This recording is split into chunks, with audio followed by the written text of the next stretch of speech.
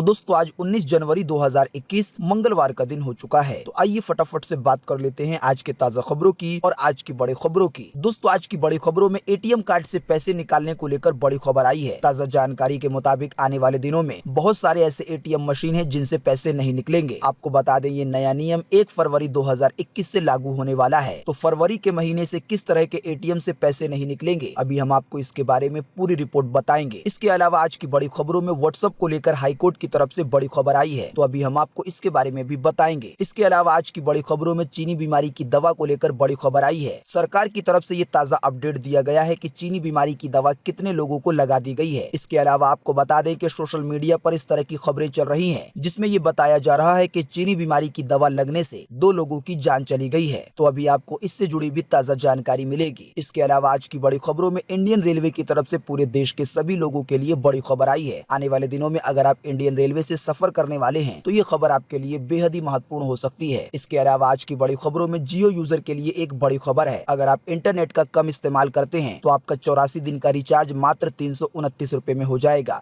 इसके लिए आपको 600 साढ़े 600 रुपए देने नहीं पड़ेंगे। तो दोस्तों आज की इस वीडियो में हम आपको इन्हीं सब महत्वपूर्ण खबरों के बारे में बताने वाले हैं, तो इसीलिए वीडियो को थोड़ा सा भी भगाए बिना ध्यान से आखिर तक देखें ताकि कोई भी जानकारी मिस ना हो। वीडियो में आगे जाने से पहले बस आपसे छोटी सी रिक्वेस्ट है कि आप इस वीडियो को लाइक कर दें और शेयर कर दें, क्योंकि आपका लाइक और शेयर करना ही हमारी मेहनत का फल होता है। तो आइए बिना देर किए चलते हैं सीधे आज की पहली बड़ी खबर की तरफ। जैसा कि आप देख सकते हैं आज की पहली बड़ी खबर में कि बैंक खाता धारकों के लिए बड़ी खबर, 1 फरवरी से इन एटीएम से नहीं निकाल पाएंगे पैसा। बैंक की तरफ से आई है बड़ी खबर। जी हाँ, देश में बढ़ रही एटीएम की धोखाधड़ी को रोकने के लिए बैंक ने एक बड़ा कदम उठाया है। जानकारी के मुताबिक 1 फरवरी 2021 से नॉन ईवीएम एटीएम मशीन से आप पैसे नहीं निकाल पाएंगे। यानी कि 1 फरवरी 2021 से देश में ऐसे बहुत सारे एटीएम मशीन हैं जिनसे आप कैश नहीं निकाल पाएंगे, क्योंकि इन एटीएम मशीनों से पैसे निकालने पर प्रतिबंध लगाया जाएगा। दोस्तों आप में से बहुत सारे लोग सोच रहे होंगे कि ऐसे कौन कौन सी एटीएम मशीनें हैं जिनसे पैसे नहीं निकलेंगे। तो ताजा मिली जानकारी के मुताबिक आपको बता दें कि जो भी एटीएम मशीन नॉन ईवीएम है उनसे पैसे नहीं निकलेंगे। आपको बता दें कि नॉन ईवीएम एटीएम वो है जिनमें लेन देन के दौरान आपका कार्ड लॉक नहीं होता है। इसमें मैग्नेटिक स्ट्रिप के जरिए आपके डेटा को रीड किया जाता है। इसके अलावा जो ईवीएम एटीएम मशीन है उसमें आपका कार्ड कुछ सेकंड के लिए लॉक हो जाता है। तो बिल्कुल आसान सी भाषा में कहें तो जिन एटीएम मशीन में आपका कार्ड लॉक हो जाता है कुछ सेकंड के लिए, तो आप उससे पैसे निकाल पाएंगे। और जिन एटीएम मशीन में आपका कार्ड लॉक नहीं होता है, आप कार्ड को अंदर डाल के उसी समय बाहर खींच लेते हैं, तो वैसे एटीएम से अब पैसे नहीं निकलेंगे। हालांकि आपको बता दें कि ये नियम फिलहाल 1 फरवरी 2021 से पीएनबी बैंक की तरफ से आ रहा है, लेकिन आने वाले दिनों में इस तरह का नियम दूसरे बैंकों की तरफ से भी आ सकता है। बात करेंगे आज के अगले बड़े खबर की, तो दिल्ली हाई कोर्ट ने कहा कि व्हाट्सएप की नई नीति नहीं है मंजूर तो ना करें इसका इस्तेमाल। जी हाँ, व्हाट्सएप की नई पॉलिसी को लेकर विवाद थमने का नाम नहीं ले रहा है। उसकी इस पॉलिसी को लेकर सोमवार को यानी कि बीते रोज दिल्ली हाई कोर्ट में सुनवाई हुई है। मामले की सुनवाई करते हुए दिल्ली हाई कोर्ट ने कहा कि जो व्हाट्सएप की नई प्राइवेसी पॉलिसी है तो उसे मंजूर करना लोगों की इच्छा के ऊपर है। यदि कोई इसकी शर्तों और नियमों से सहमत नहीं है तो वो व्हाट्सएप को इस्तेमाल करना छोड़ सकता है। दिल्ली हाई कोर्ट ने आगे कहा कि व्हाट्सएप एक प्राइवेट ऐप है, ये आपकी मर्जी के ऊपर है कि आप इसे ज्वाइन करें या ना करें, ये आपकी इच्छा के ऊपर डिपेंड करता है। दिल्ली हाई कोर्ट ने यह भी कहा कि आप चाहें तो इसी तरह के किसी दूसरे ऐप का इस्तेमाल कर सकते हैं। सुनवाई के दौरान दिल्ली हाई कोर्ट ने व्हाट्सएप और फेसबुक की नई नीति पर नोटिस जारी करने से मना कर दिया है। जैसा कि आप जानते होंगे कि व्हाट्सएप की तरफ से कुछ नए टर्म्स कंडीशन आए हैं व्हाट्सएप यूजर के लिए। व्हाट्सएप ने इन नियमों को लेकर कहा था कि जो भी यूजर इन नियमों को नहीं मानेगा तो उसका व्हाट्सएप का अकाउंट डिलीट कर दिया जाएगा। पहले टर्म्स कंडीशन मानने की लास्ट डेट 8 फरवरी 2021 थी, लेकिन जब बहुत ज्यादा बवाल मच गया तो व्हाट्सएप कंपनी की तरफ से 8 फरवरी की डेट को 3 महीने के लिए और बढ़ा दिया गया है। आपको बता दें इन्हीं नए नियम के खिलाफ दिल्ली हाई कोर्ट में याचिका दायर की गई थी और कहा गया था कि व्हाट्सएप के इन नए नियमों पर रोक लगाई जाए। इसी याचिका की सुनवाई करते हुए दिल्ली हाई कोर्ट ने ये साफ कर दिया है कि व्हाट्सएप एक प्राइवेट ऐप है। अगर किसी को व्हाट्सएप के नए नियम मंजूर नहीं है तो वो इसे चलाना छोड़ सकता है। इस फैसले से ये जाहिर होता है कि हाई कोर्ट व्हाट्सएप को दोषी नहीं मानता। व्हाट्सएप को लेकर एक और ताजा अपडेट है, जैसा कि आप देख सकते हैं अपनी स्क्रीन पर कि नई पॉलिसी से व्हाट्सएप को भारत में सबसे बड़ा नुकसान सिग्नल और टेलीग्राम के डाउनलोड का आंकड़ा 40 लाख के पार हुआ। जी हाँ, ताजा जानकारी के मुताबिक लगभग 7 दिनों के अंदर व्हाट्सएप को 35% यूजरों ने चलाना बंद कर दिया है और ऐसे यूजरों ने व्हाट्सएप जैसे दूसरे ऐप जैसे कि सिग्नल या टेलीग्राम का सहारा ले लिया है। यानी कि मात्र 7 दिनों के अंदर हर 100 लोगों में से 35 लोग ऐसे पाए गए हैं जिन्होंने व्हाट्सएप को अनइंस्टॉल कर दिया है। आपको बता दें अभी हाल ही में व्हाट्सएप को लेकर एक बड़ा सर्वे हुआ। ताजा जानकारी के मुताबिक इस सर्वे में दावा किया गया है कि भारत के 82% लोग नई पॉलिसी के साथ व्हाट्सएप इस्तेमाल नहीं करना चाहते हैं। महज 18% लोग ऐसे हैं कि जो नई पॉलिसी के साथ व्हाट्सएप चलाएंगे। इसके अलावा सर्वे में जब व्हाट्सएप पे को लेकर पूछा गया। आप जानते होंगे कि फोन पे की तरह पेटीएम की तरह अभी व्हाट्सएप की भी सर्विस आ गई है, लेकिन इस सर्विस के बारे में भारत के लगभग 91% लोगों ने मना कर दिया है कि वो व्हाट्सएप पे का इस्तेमाल नहीं करेंगे। केवल 9% लोग ऐसे पाए गए हैं भारत में सर्वे के मुताबिक जो लोग चाहते हैं कि वो व्हाट्सएप पे का इस्तेमाल कर सकते हैं। तो व्हाट्सएप ने नए नियम लाकर एक तरह से अपने पैर पर ही कुल्हाड़ी मार ली है। बात करेंगे आज के अगले बड़े खबर की, तो चीनी बीमारी की दवा को लेकर ताजा अपडेट। बीते रोज 18 जनवरी को कुल 1,48,266 लोगों को दी गई चीनी बीमारी की दवा। 2 लोगों की गई जान, लेकिन इस पर आई है सरकार की सफाई। जी हाँ, देश में चीनी बीमारी टीकाकरण का अभियान लगातार जारी है। स्वास्थ्य मंत्रालय के अनुसार बीते रोज सोमवार को टोटल 1,48,266 लोगों को चीनी बीमारी की दवा दी गई है। अब तक देश में कुल 3,81,305 लोगों को चीनी बीमारी की दवा दी जा चुकी है। आपको बता दें कि चीनी बीमारी की दवा देने की वजह से अब तक लगभग 580 लोगों में इसके साइड इफेक्ट देखने को मिले हैं। 580 लोगों में से 7 लोगों को अस्पताल में भर्ती करवाना पड़ा क्योंकि इनकी हालत गंभीर हो गई थी। इसके अलावा आपको बता दें कि चीनी बीमारी की दवा लेने के बाद 2 व्यक्ति ऐसे थे जिनकी मौत हो गई है। हालांकि सरकार की तरफ से ये जानकारी आई है कि उनकी मौत दिल की बीमारी की वजह से हुई है। यानी कि सरकार ने अपनी तरफ से ये सफाई दी है कि जिन 2 लोगों की जान चली गई है चीनी बीमारी की दवा लगने के बाद, तो वो चीनी बीमारी की दवा की वजह से नहीं गई है। दोस्तों आइए आपको लगे हाँ तो चीनी बीमारी का भी ताजा अपडेट बता देते हैं अपने भारत की तरफ से। जैसा कि आप देख सकते हैं अपनी स्क्रीन पर ptrnews.com की तरफ से चीनी बीमारी का बिल्कुल ताजा अपडेट आपके सामने है। ताजा मिली जानकारी के मुताबिक एक बार फिर से 9,000 से ज्यादा नए मामले सामने आए हैं चीनी बीमारी के, और इन नए मामलों के आने के बाद अब हमारे भारत में चीनी बीमारी के टोटल मरीजों की संख्या 1,05,82,747 हो गई है। आपको बता दें कि इन टोटल मरीजों में से अभी तक 1,52,593 लोगों की जान जा चुकी है। बीते रोज भी लगभग 24 घंटे में 130 से ज्यादा लोगों की जान गई है चीनी बीमारी की वजह से।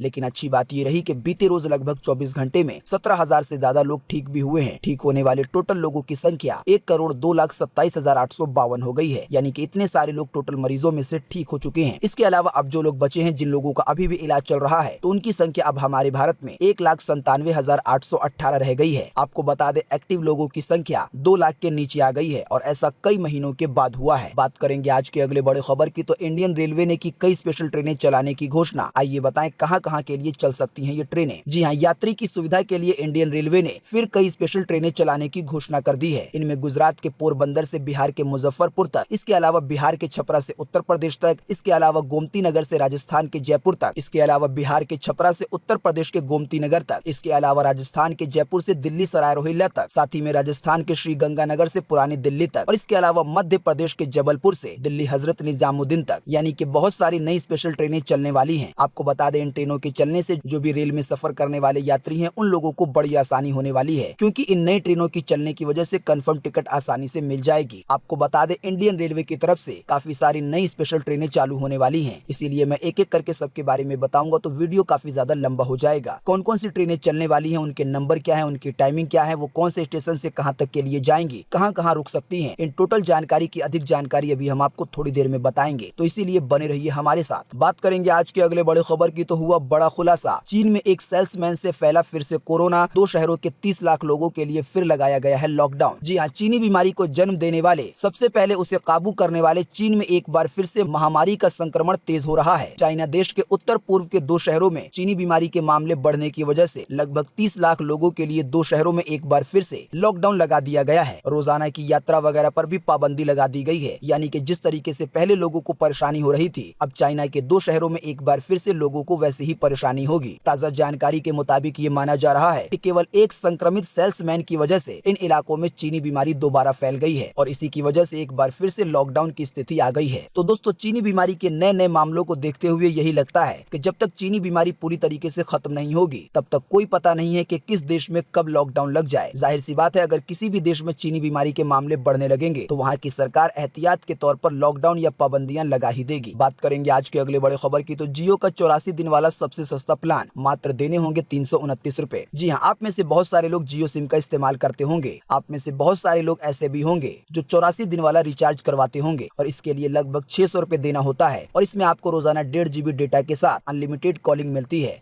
लेकिन आपको बता दें कि जो यूजर ऐसे हैं जो कि कम डेटा इस्तेमाल करना चाहते हैं, यानी कि वो इंटरनेट बहुत ज्यादा कम चलाते हैं, उनको केवल कॉलिंग का ज्यादा काम है, तो वो मात्र 329 रुपए वाला प्लान ले सकते हैं। इसमें आपको पूरे 84 दिन के लिए अनलिमिटेड कॉलिंग मिलेगी। अगर बात करेंगे इंटरनेट डाटा की, तो इसमें आपको कुल केवल 6 GB डाटा मिलेगा। यानी कि ये प्लान उन लोगों के लिए है जो लोग बहुत कम इंटरनेट चलाते हैं। वैसे आपको बता दें कि ये प्लान आपको पॉपुलर प्लान की कैटेगरी में शो नहीं होगा। जियो के ऐप में या जियो की वेबसाइट पर एक अदर प्लान का ऑप्शन होगा, वहाँ पर ये प्लान आपको देखने को मिलेगा अफोर्डेबल पैक के रूप में। बात करेंगे आज के अगले बड़े खबर की, तो बीते रोज फिर महंगा हुआ पेट्रोल डीजल। आइए बताएं क्या है ताजा भाव। जी हाँ, लगातार कई दिनों तक पेट्रोल डीजल के दाम स्थिर रहने के बाद बीते रोज एक बार फिर से इसमें बढ़ोतरी हुई है। ताजा जानकारी के मुताबिक पेट्रोल के दाम में 25 पैसे तक की बढ़ोतरी फिर से की गई है। इस बढ़ोतरी के बाद अभी राजधानी दिल्ली में 1 लीटर पेट्रोल की कीमत 84 रुपए 95 पैसे है। इसके अलावा अगर बात करेंगे डीजल की, तो डीजल के दामों में 27 पैसे की बढ़ोतरी की गई है। इस बढ़ोतरी के बाद अब राजधानी दिल्ली में 1 लीटर डीजल की कीमत 75 रुपए 13 पैसे हो गई है। बाकी कोलकाता, मुंबई, चेन्नई के दाम आपकी स्क्रीन पर हैं, आप वीडियो को रोककर देख सकते हैं। बात करेंगे आज के अगले बड़े खबर की, तो तांडव वेब सीरीज के विवाद को लेकर ताजा अपडेट। शिवराज सिंह चौहान ने की ओटीटी प्लेटफॉर्म पर अंकुश लगाने की वकालत।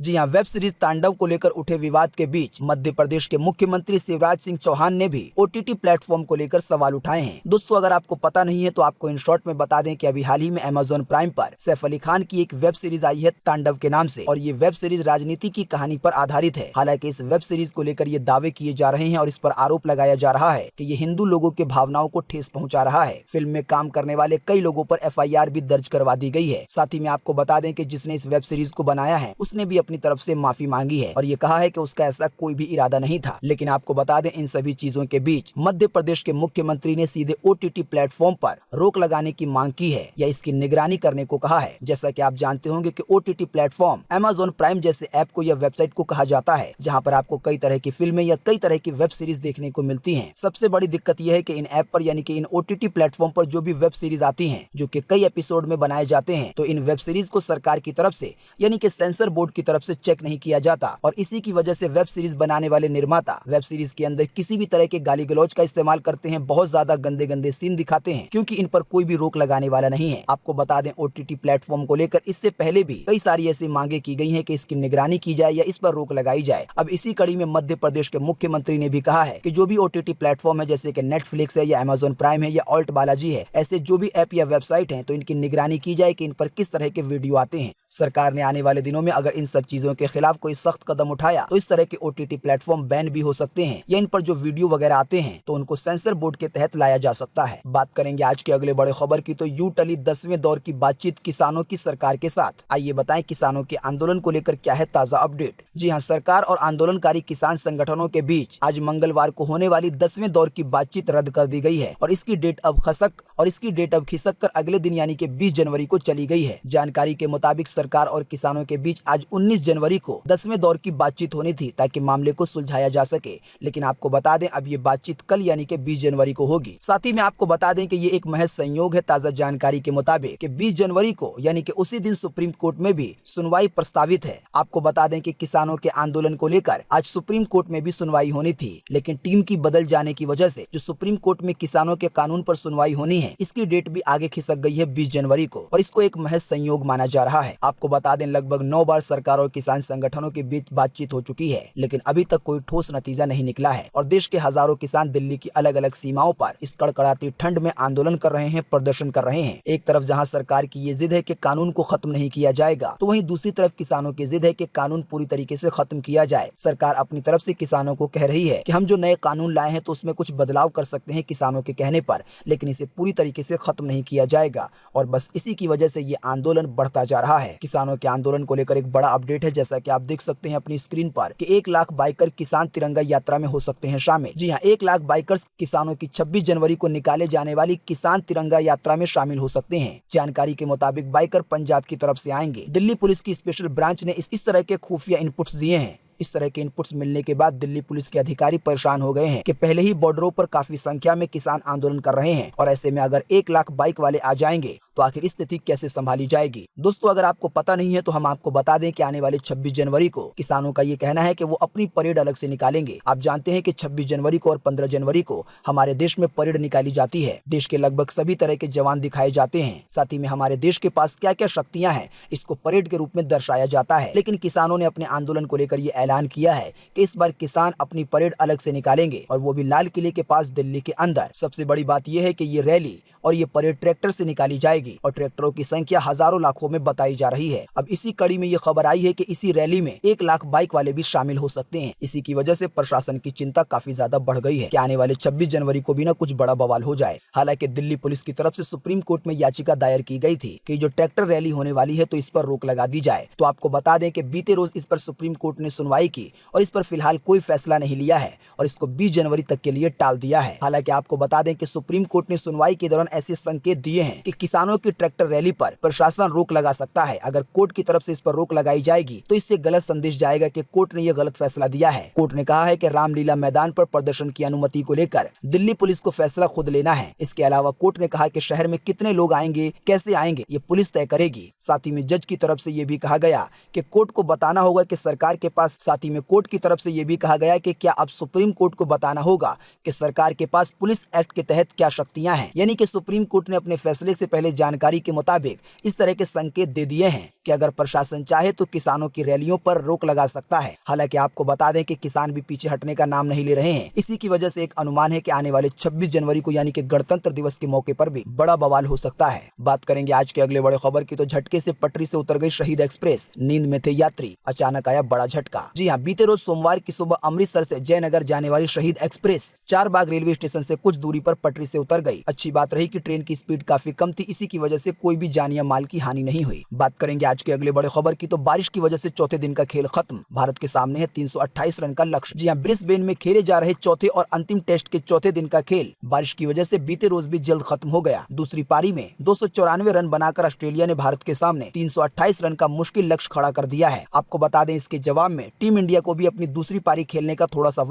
वक्त मिला। बिना कोई विकेट खोए 4 रन बना लिए हैं। मौसम बिगड़ने की वजह से खेल जल्द खत्म हो गया। तो फिलहाल ताजा जानकारी के मुताबिक भारत के सामने इस मैच को जीतने के लिए 328 रन का लक्ष्य है और इसे पार करना होगा। आपको बता दें 4 मैचों की सीरीज में दोनों टीमें 1-1 से बराबरी पर हैं। इस आखिरी मैच को जो भी टीम जीतेगी तो वो इस सीरीज की विजेता कहलाएगी। दोस्तों, अगली खबर के बारे में बताने से पहले आपके लिए एक बड़ा सर्वे और एक बड़ा सवाल। अगर आप इसमें हिस्सा लेंगे और इस सर्वे का जवाब देंगे तो इससे बहुत कुछ पता चलेगा पूरे देश के लिए। दोस्तों, जैसा कि अभी हमने आपको बताया कि आने वाले 26 जनवरी को किसानों की तरफ से अपनी एक अलग परेड निकाली जाएगी और इसमें हजारों लाखों ट्रैक्टर शामिल हो सकते हैं। तो आप हमें इसी वीडियो के नीचे कमेंट बॉक्स में कमेंट करके बताएं कि सरकार को किसानों को इस तरह की रैली 26 जनवरी को निकालने देनी चाहिए या नहीं निकालने देनी चाहिए। इस पर आपकी पर्सनल राय क्या है? फटाफट से आप अपना जवाब इसी वीडियो के नीचे कमेंट बॉक्स में लिख डालिए। आपके दिए हुए जवाब से काफी कुछ पता चलेगा। बात करेंगे आज के अगले बड़े खबर की तो हिमाचल में 1 फरवरी से खुलेंगे स्कूल, लेकिन जारी रहेगी ऑनलाइन पढ़ाई भी। जी हाँ, हिमाचल प्रदेश में 1 फरवरी से स्कूल खुलने जा रहे हैं, लेकिन इसी के साथ ऑनलाइन पढ़ाई भी पहले की तरह जारी रहेगी। विद्यार्थियों पर स्कूलों में आने के लिए किसी भी तरह का कोई दबाव नहीं डाला जाएगा।